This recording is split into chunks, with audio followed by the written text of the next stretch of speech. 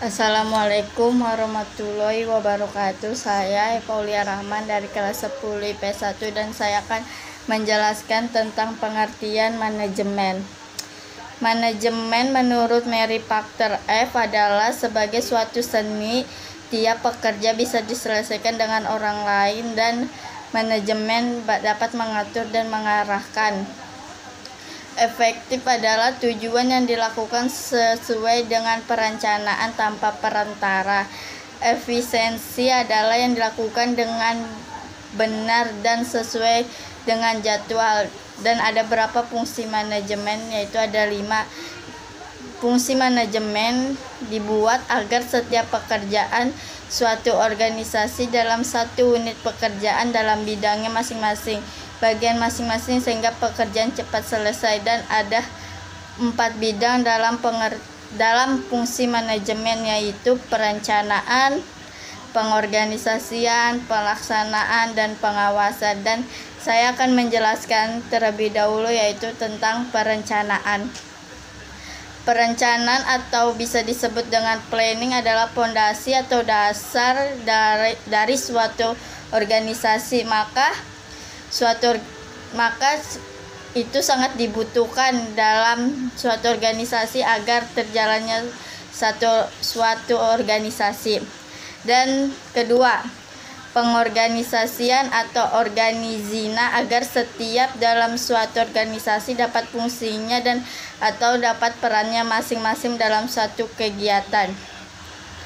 Yang ketiga, directing atau bisa disebut dengan pengarahan, merupakan tindakan yang dilakukan agar semua anggota berusaha untuk mencapai cita-cita organisasi atau bisa disebut dengan tujuan organisasi. Controlling atau pengawasan.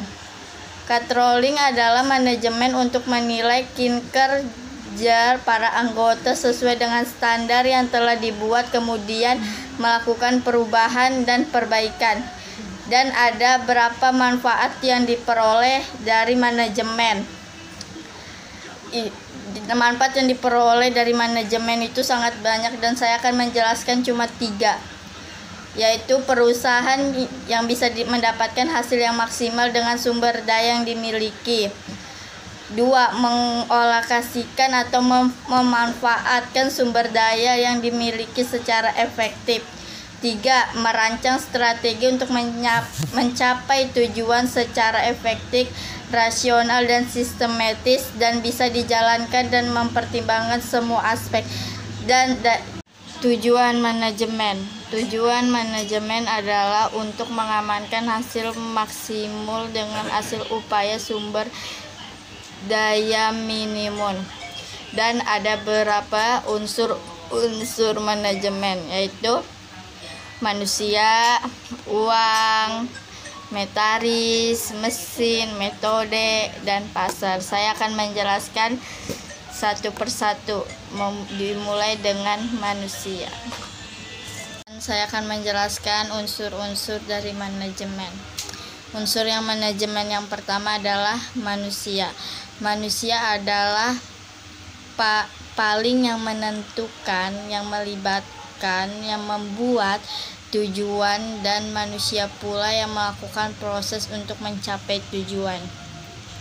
Seperti misalnya manusia itu akan berorganisasi dan manusia yang akan melakukan hal tersebut. Yang kedua, money atau bisa disebut uang, merupakan salah satu unsur yang tidak dapat atau tidak boleh diabaikan dan merupakan alat pertukar yang sah.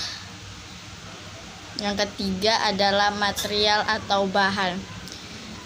Material terdiri dari bahan setengah jadi dan bahan jadi. Yang tersebut bisa dibeli dengan bahan yang tidak jadi dan bisa dibeli dengan bahan yang langsung jadi atau yang langsung dipakai. Yang keempat, masinis atau mesin. Penggunaan mesin akan membawa kemudahan atau menghasilkan keuntungan yang lebih besar serta menciptakan ekspansi kerja.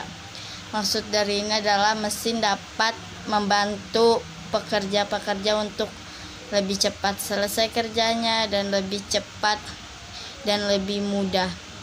Yang kelima adalah metode.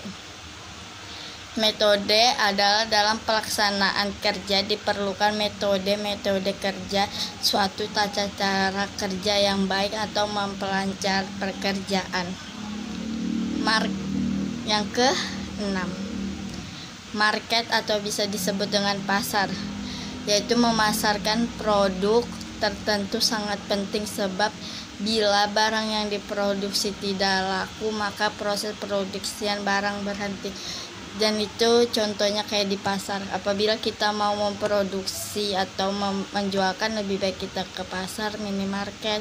Bisa, kalau misalnya barang itu tidak laku dan produksi akan berhenti. Sekian dari saya. Assalamualaikum warahmatullahi wabarakatuh.